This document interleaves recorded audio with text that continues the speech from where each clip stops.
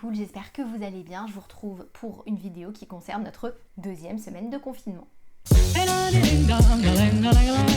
Une vidéo que je vous tourne quasiment à la fin de la troisième semaine du confinement parce que j'ai été très fatiguée au début de celle-ci, ça a été franchement compliqué et autant la semaine dernière a été une espèce de parenthèse enchantée, autant cette semaine c'était un petit peu plus compliqué, mais ça j'aurai l'occasion de vous en reparler.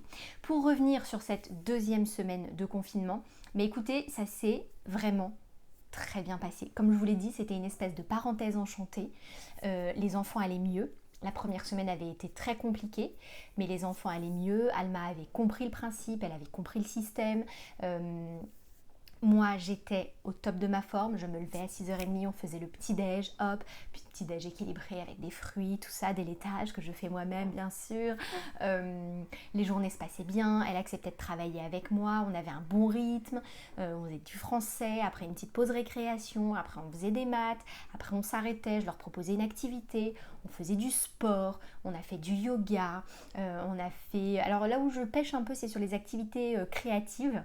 J'en fais pas forcément beaucoup, je leur donne du dessin, des coloriages, des trucs comme ça, mais je suis pas une grande artiste picturale dans l'âme, donc les peintures à la Picasso et à la Klimt, on fait pas, tu vois. Mais on était sur un truc hyper tac tac tac, Hugo il avait son petit cahier de coloriage avec ses gommettes, il travaillait à côté de sa sœur, enfin franchement, le truc était nickel. Vraiment la semaine dernière, parfaite. Ils allaient à la sieste à l'heure, ils se levaient, on faisait un truc, un jeu, un gâteau. Mais vraiment top. Alors si ce n'est que Hugo a eu une période quand même un peu d'angoisse, je pense, où il a été très violent. À la fin de la semaine, il jetait tout. Il balançait des jeux sur sa sœur, mais à lui faire vraiment mal, quoi. J'ai retrouvé parfois Alma en larmes. Il a eu une période comme ça, vraiment très agressive, où il réclamait énormément la tétée. Il tétait, mais toute la journée. C'était assez épuisant pour moi. Et puis ça lui est passé. Ça lui est passé, le week-end est arrivé, son papa était là, etc. Et ben, c'est retombé.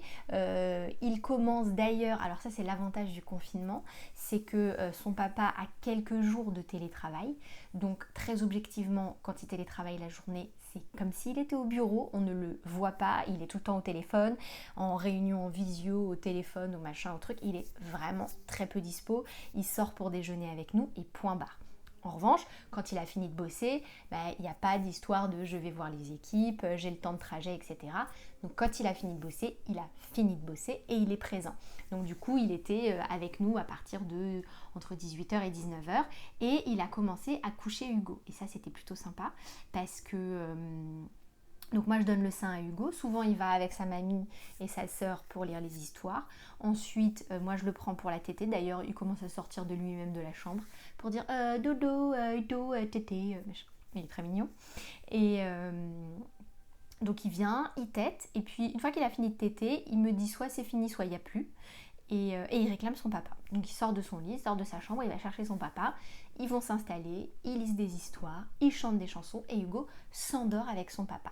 Et j'ai constaté que depuis qu'il fait ça, il se réveille un peu moins la nuit, j'ai l'impression quand même. On est vraiment à un réveil par nuit, plus à deux.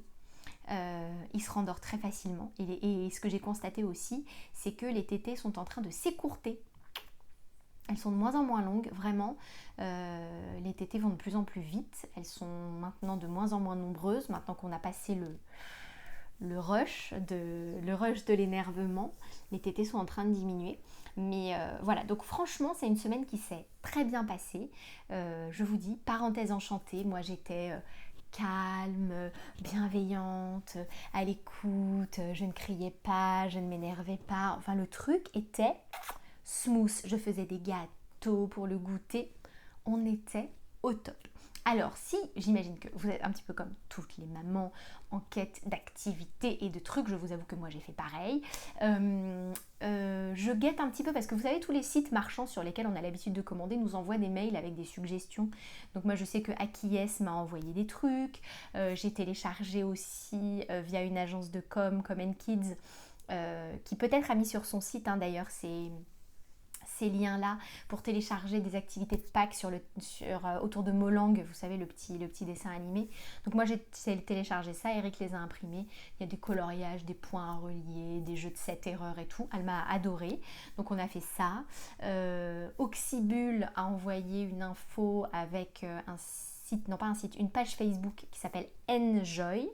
Donc N majuscule apostrophe Joy en anglais, qui proposait à un moment un compte en direct live. Donc ça, les enfants ont regardé, ils ont aimé.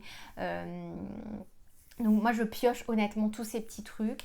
Je vais pas trop regarder sur Instagram parce que je n'ai pas les moyens de faire ce que les mamans font avec des thématiques, des grands trucs. Moi voilà, c'est des trucs que je ne sais pas faire. Je ne sais pas faire, j'ai pas le matos à la maison, j'ai pas la patience de regarder gonfler des perles d'eau. Voilà. Donc là je suis en train d'essayer de trouver d'autres activités sympa à proposer, mais voilà, ce sera simple. Sinon ils jouent vraiment beaucoup ensemble. Moi j'essaie quand même de leur proposer des petites activités, voilà, de faire un petit mémo, de sortir les animaux, de parler des animaux, enfin voilà, ce genre de choses. Et puis globalement ça se tient comme ça, comme je vous l'avais déjà dit, nous on a la chance d'avoir un jardin, donc les enfants sortent en fin de journée jouer dans le jardin, donc ça leur permet aussi d'évacuer, de se défouler, de voilà, évacuer la pression. Et puis voilà, donc écoutez, j'espère que de votre côté ça se passe bien, que vous gérez bien cette crise. N'hésitez pas à faire part de vos impressions, de vos sentiments, de ce que vous vivez en commentaire. On peut aussi partager via cette plateforme-là. Et puis si vous avez des bonnes idées, des bonnes astuces, des bonnes références avec des activités pour occuper les chiards, et bien écoutez... toujours pareil, allez-y en commentaire. Moi en tout cas je vous fais des gros bisous, je vous souhaite bon courage à ceux qui télétravaillent avec des enfants parce que c'est pas facile, bon courage à tous ceux qui sont personnel hospitalier, personnel soignant, qui sont au front vraiment pour nous, donc ça c'est super, ça a une valeur absolument inestimable, donc merci à vous. Et puis comme d'habitude, hein, restez chez vous, on est bien chez soi, hein. Allez, gros bisous et à la semaine prochaine.